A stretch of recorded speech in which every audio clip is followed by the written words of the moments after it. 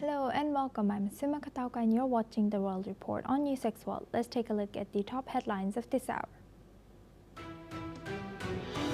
Ukrainian and US officials have said that Russia must demonstrate a serious commitment to peace as their talks in Miami enter a third day today, while European leaders weigh using frozen Russian assets to support Kyiv.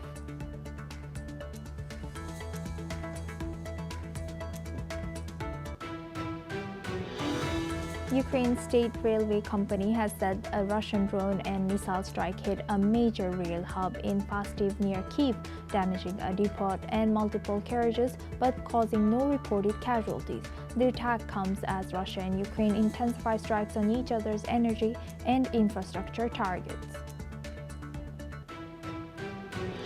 Beijing and Washington hold a call to discuss bilateral trade and economic ties, as issues from soybean orders to computer chips remain problematic despite the trade truce in October. China's He Lifeng holds dialogue with Trump officials Besant and Greer. China has warned Japan against reviving militarism as Tokyo boosts defense spending, eyes missile exports. China condemns Japan's prime minister for suggesting possible military action over Taiwan, accusing Tokyo of reviving dangerous militarism. Dutch minister admits being blindsided by China's retaliation in next period chip crisis. Karaman's faces criticism after Beijing choked off chip flows and scrutiny of his move to invoke a Cold War-era security law.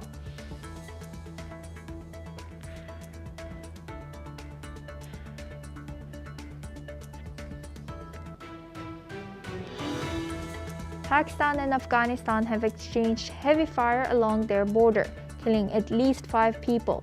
The clashes follow failed peace talks in Saudi Arabia that took last week. India's Ministry of Civil Aviation has imposed temporary fare caps on affected airlines, including Indigo, to prevent unusually high pricing during the ongoing disruption. Authorities will monitor compliance and take action against any violations. Homeowners at Hong Kong's Wang Fuk Court were wrongly assured that Prestige Construction had a clean safety record, despite multiple past violations. The deadly November fire has exposed failures in oversight enforcement and contractor accountability.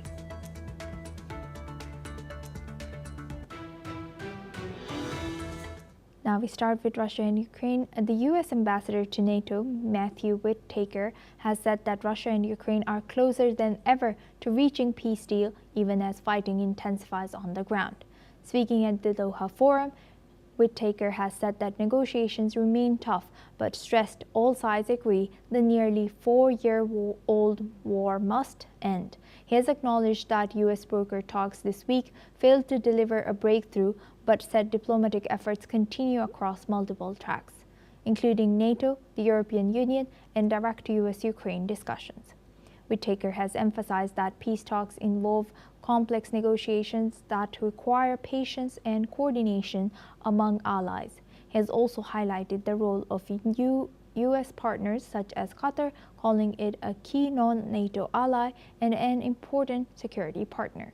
Meanwhile, the conflict continues to escalate, with Russia stepping up attacks on Ukraine's energy infrastructure as winter deepens. Power stations and rail hubs remain primarily targets, underscoring the urgency of diplomatic efforts to end the war. Let's listen in to the U.S. ambassador to NATO, Matthew Whitaker. I feel good about where we are, but could we be better? Sure. Could we be even ready, more ready than we are now? Yes. I've said this before. Russia is very reckless, and ultimately, you can't predict what they will do. The hybrid threats and activities have been, well documented, and so we just need to continue to get stronger and to make sure that we don't demonstrate an inch of weakness, because we're not weak. NATO is not only strong now, but as we continue to implement the 5% commitment from The Hague, I think we're going to be, really not only the strongest alliance in the history of the planet, but really a dramatic force to be reckoned with. We're closer than we've ever been to peace, and this is, as President Trump has said, this is a tough situation to get to the right spot, and ultimately, this war needs to end. It's been going on for almost 4 years with millions of casualties. Now for this discussion, we welcome Mr. Gilbert Doctorow. He's a Russian affairs expert, joins us live from Brussels. Thank you very much, Mr. Doctorow, for joining us again. Good to see you. Now, what's your analysis? How do you think, how close are we to a ceasefire deal between Russia and Ukraine? I think Mr. Whitaker comes from the pre-Trump period. What he had to say reminded me about how close we are to peace, reminded me very much of Jake Sullivan commenting in the last days of September before the Hamas attack in Israel and the start of the war. He said that he's never seen the Middle East so peaceful. These statements are not to be taken seriously. They are programmatic. They are enforcing the political views of the person making them, and they don't reflect reality in any which way. The war is a Russian victory and a Ukrainian defeat, and so long as the terms of negotiation are phrased on a principle of this being a stalemate and that neither side is dominant, there will be no peace. So long as Europe insists on providing military and financial assistance to Ukraine in the hope and expectation that the war will go on for 2 more years, there will be no peace. European obstruction has to be smashed, and until that happens, to be close to peace is not the same thing as having peace. Yes, indeed. And how do you think? What do you think is sticking point between Russia and the U.S. and Ukraine among them? Well, Mr. Putin said that following discussions of 5 hours of talks with Kushner and the other American negotiators, Witkoff, there was the breaking up of the original 28-point peace plan, or to call it more properly, it's a roadmap, talking points for a peace plan, was broken up into 4 different categories and 4 different issues. And that's logical, because in the 28-point plan, there were even a number of points which had no relevance whatever to Ukraine as such, but were in the desiderata, the points that Russia wants are the outcome from the war, such as the revision of European security architecture. That's not a Ukrainian issue. Until each of these points, these 4 different groups, is closer or farther away from realization. The territorial issues are still very thorny. As Mr. Trump has said in the last week, if either the Ukrainians accept the loss of Donbass now, or they will have to accept that when the Russians haven't yet taken it all, and exchange that compromise for some benefits to themselves, or they wait a few months, lose 50 or 60,000 more soldiers dead, and find that the Russians have taken the whole of Donbass. That is the situation. It may well be that the Russians find it convenient to continue these talks until such time as they have completed the conquest of Donbass, which may be just 2 or 3 months down the road. And as both sides intensify their attacks, especially on infrastructure, how do you think, how should Russia strategically balance their military pressure with diplomatic engagement with U.S. towards allegedly ceasefire, as they say? And then how do you think, how should Ukraine strategically balance their military pressure while they continue ceasefire talks with U.S.? Well, Ukraine is doing its very best, and it's not too bad. As I've remarked in past discussions, the war has become a drone war, which is a great equalizer in which Ukraine enjoys better better chances of holding off Russians than it did when it was a pure artillery war. Still, the numbers are significant.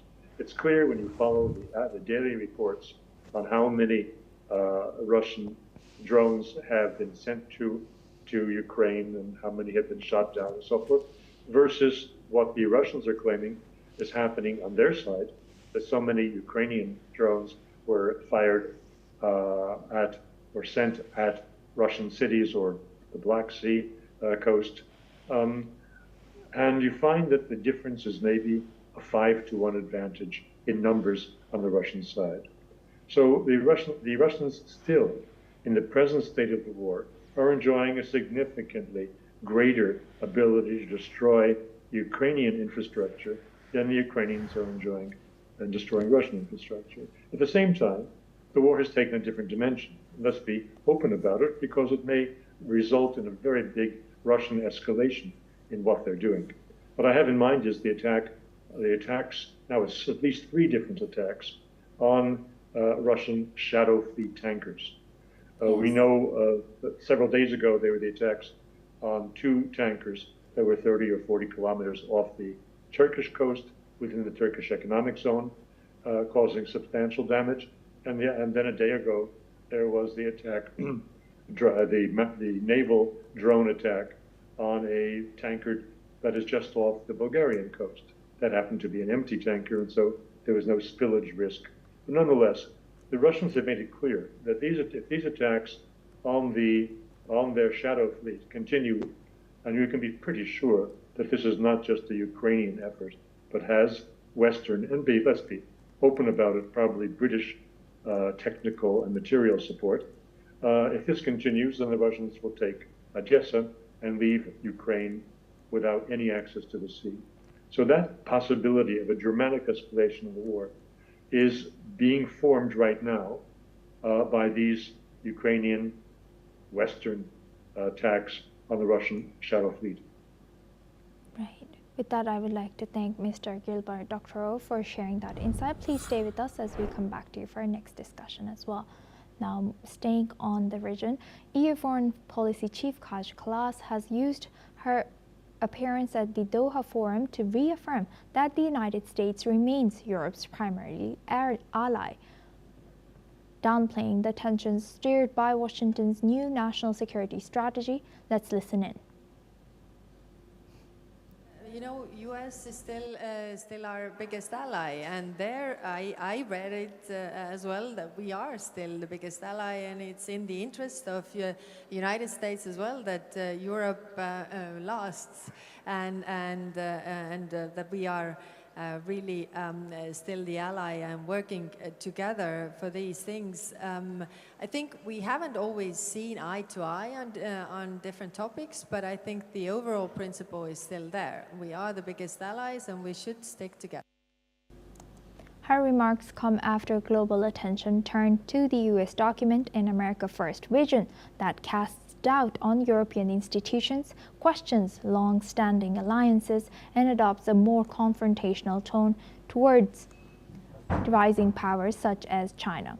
The 33-page strategy has drawn criticism for its sweeping grievances, ambiguous claims about America's global role, and rhetoric some analysts say borders on xenophobia. It also revives a hardline regional doctrine for the Americas while dismissing European influence. Amid these tensions, Kallas has sought to reassure partners that transatlantic unity remains intact, stressing that Europe sees the U.S. as a crucial strategic anchor despite disagreements over tone and policy direction. Now for this discussion, we welcome Mr. Gilbert Doctorow. He's a Russian affairs expert, joins us live from Brussels. Thank you very much, Mr. Gilbert, for staying with us.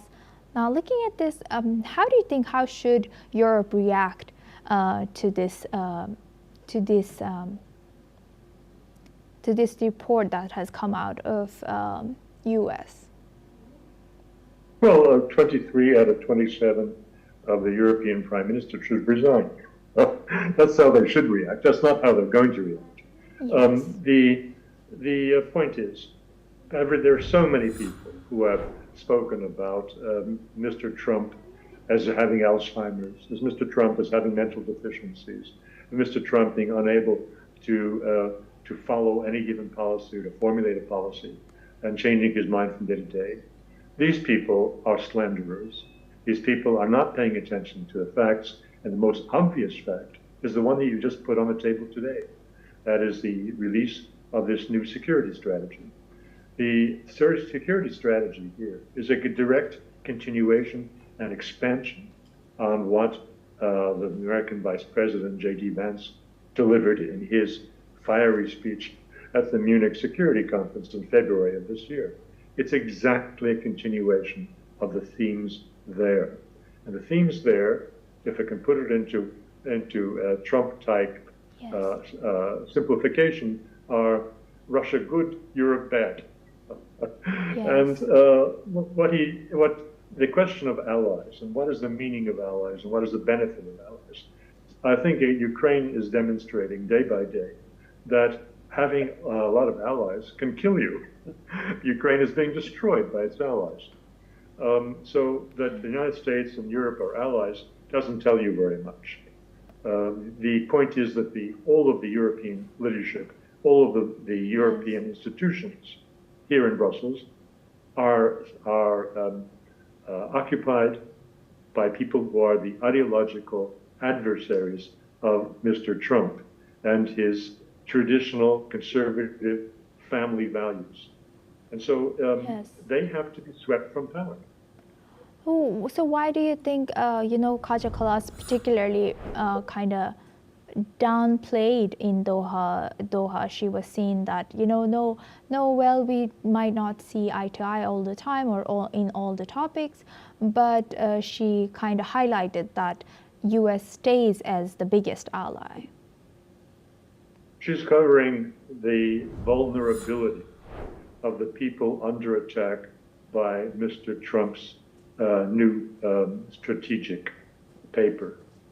They are, of course, in the gun sights of Mr. Trump and Mr. J.D. Vance. These are the people who did everything possible to prevent Mr. Trump's election in 2016 and then in 2024. And he knows it. And now he is doing everything he can to try to unseat these people. So that they would say in Doha that we're really all good buddies and that we are allies and get along is just trying to avoid exacerbating the conflict. How do you think, how can Europe maintain strategic autonomy while reaffirming the U.S. as its primary ally? By making peace with Russia. The issue here, of course, is much bigger than the war in Ukraine. The war in Ukraine is symptomatic of the big issue that Europe wants to keep closed all the doors to the east. That Europe wants to pretend that the single biggest country on the continent, it doesn't exist. It is like visiting Greek islands off the Turkish coast, taking a local map, and you find that the sea ends about 5 kilometers away from the island you're on, and they don't show Turkey on the map. That is the situation. It is a refusal to accept the reality that peace of some kind has to be reached with Russia. 100%. Thank you very much, Mr. Gilbert Doctorow, for highlighting that and giving us that insight as a Russian affairs expert from Brussels. Now we move the focus to Middle East. Egypt's Foreign Minister Badr Abdelati has called for the urgent deployment of an international ceasefire monitoring force as part of the second phase of the Gaza peace plan. He has said that monitors were needed as soon as possible because Israel was every day violating the ceasefire, stressing that only an impartial force on the ground could enforce compliance. Spain has also seconded the statement, adding that every day dozens of innocent Palestinians are being killed. Let's listen in to both the leaders. We need international forces to be deployed alongside what's called the yellow line in order to verify and to monitor the upholding of the ceasefire. The mandate should be, from our point of view, of a peacekeeping rather than peace enforcing, you know, and this is very, very important issue. It is unacceptable that we have a ceasefire that is permanently being violated. We continue having every week several dozens of innocent Palestinians being killed. This has to stop. We need massive humanitarian assistance to be able to enter to the Gaza Strip, and we have to put UN agencies at the heart and at the center of the distribution that must be done with impartiality and independence. And we must make sure that the people of Gaza, as anyone else in the world, have normal and regular access to food. Now, these remarks came amid rising regional alarm over Israel's stated plan for a one-way opening of the Rafah crossing, which would allow Palestinians to leave Gaza but block their return and restrict humanitarian aid. Egypt, Qatar, and 6 other Muslim-majority countries have condemned this proposal, calling it a violation of commitments under the US-led peace framework. Now, for this discussion, we welcome Mr. Matti Zweig. He's a geopolitical expert, joins us live from Tel Aviv. Thank you very much, Mr. Matti, for joining us again. Good to see you. Now, looking at this, Mr. Matti, what political and diplomatic challenges might arise from Israel's proposed one-way opening of the Rafah crossing? Where are these Palestinian people supposed to go and never come back? As usual, all the media are doing a big salad of everything, because we are talking about a lot of things together, and no one is telling the truth. And the truth is, has been an agreement that all the world try Israel to fulfill, and they never asked from the Hamas or Palestinians in the Gaza Strip to fulfill. So let's start from the beginning, doing order.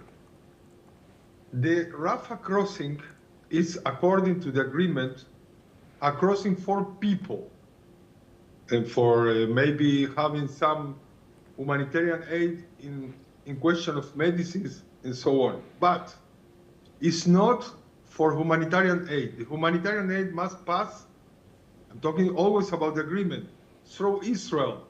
So they are not implementing this because they are trying to force through the UN and the UNRWA and all the humanitarian agencies of the UN to continue in the same way of giving to the same people the same corrupted money that they are taking and stealing from the Palestinian people. This is first. So everything must pass through Israel. And so if from Egypt, it's only about people crossing. Israel say, you are afraid that they will cross and not come back? So it's okay. We open, everyone that wants to go out, they can pass. And if they want to stay in Gaza, they can stay in Gaza. So we're doing a big salad of all this, because this is part of the full implementation of the agreement that Israel is doing and the other side is not doing. And let's say the truth about this. The second phase of the agreement talks about dismantling the military power of Hamas and giving to a civil administration that is going to be for an international force with also UN and Qatar and Egypt and US, etc. This is not happening. So what are they trying to do? To put an observing force like the UNIFIL in South Lebanon that is not doing anything? Or have a blind eye to the other side and let the Hamas continue ruling? I mean, they need an international force that is going to dismantle Hamas. If they are not going to dismantle Hamas, Israel will continue to defend themselves and doing for themselves what they are not doing. So I don't say Israel is an angel. I don't say everything is crystal clear, but I'm saying Israel is fulfilling its part and the other side is not doing that, including the international forces. So until they don't say who is going to dismantle Hamas as a second phase of the agreed agreement, nothing is going to change. This is not good for anybody, but it's also not good that Egypt is talking about defending the Palestinians when they are not defending them. They just don't want Palestinians in their territory. They don't want anyone to pass to their territory, and they lock them inside Gaza Strip when some of them, maybe they want to emigrate to other places, they have family in other countries. So what do you mean with not coming back? Israel can give them to come back unless they are from terrorist families or terrorist people. That's what we are talking about. Let's put down the masks because we are talking about this. Yes, Maddie, thank you for highlighting. And so what do you think, what needs to be done to ensure the ceasefire holds, and how can Egypt, Spain and other countries make sure that this deployment of an international ceasefire monitoring force does stop Hamas and does disarm Hamas entirely? Exactly. They must do more to say, even between them, without Israel, who is going to fulfill the agreement in the part of dismantling Hamas. I'm talking about military. I don't even talk about ideologically or not being part of the future government, which Israel don't like, but if they don't have weapons in their arms, so in their hands, so nothing is going to happen. That's what they say. They have to talk more with Israel. They have to do a mechanism that implements the humanitarian aid that is agreed that it must pass through Israel, and they must open Rafah in according with Egypt in which way and which people can pass and which people cannot pass. Doing these two things, I think the path to a real implementation of the second phase is open. Yes, indeed. Thank you very much for highlighting that Matti Zweig, for joining us today as a geopolitical expert and from Tel Aviv.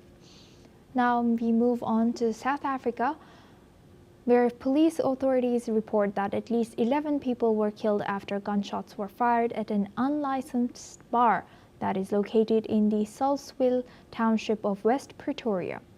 The incident, which took place earlier today, also wounded 14 and other people who were then taken to the hospital. According to the South African Police Service, 3 minors were also caught in the violent shooting who later have passed away. They include a 3-year-old and 12-year-old boys and a 16-year-old female teenager. As per data reports, South Africa has one of the highest homicide rates in the world, which comes close to an average of about 60 per day. Although South Africa has relatively strict gun ownership laws in place, authorities still say that many killings are carried out in the country using illegal guns.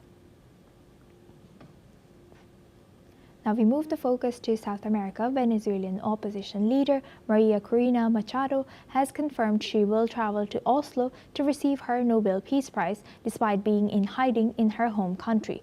The head of the Nobel Institute, Christian Berg Viken, has confirmed the news, though he stressed security concerns meant the exact date and details of her travel remain undisclosed. Machado has been awarded the prestigious honor on October 10th and has been an outspoken critic of President Nicolas Maduro, accusing him of election fraud during the July 2024 re-election. The Venezuelan Authority General warned that Machado would be considered a fugitive if she traveled to accept the award. Since August 2024, Machado has been living in hiding, with her activism intensifying against the Maduro regime. She has also backed a stronger U.S. military presence in the region, supporting strikes on drug trafficking operations linked to Maduro. The Nobel Peace Prize ceremony will take place on Wednesday in Oslo. That's all we have time for. Keep watching NewsX World for more news updates from around the world.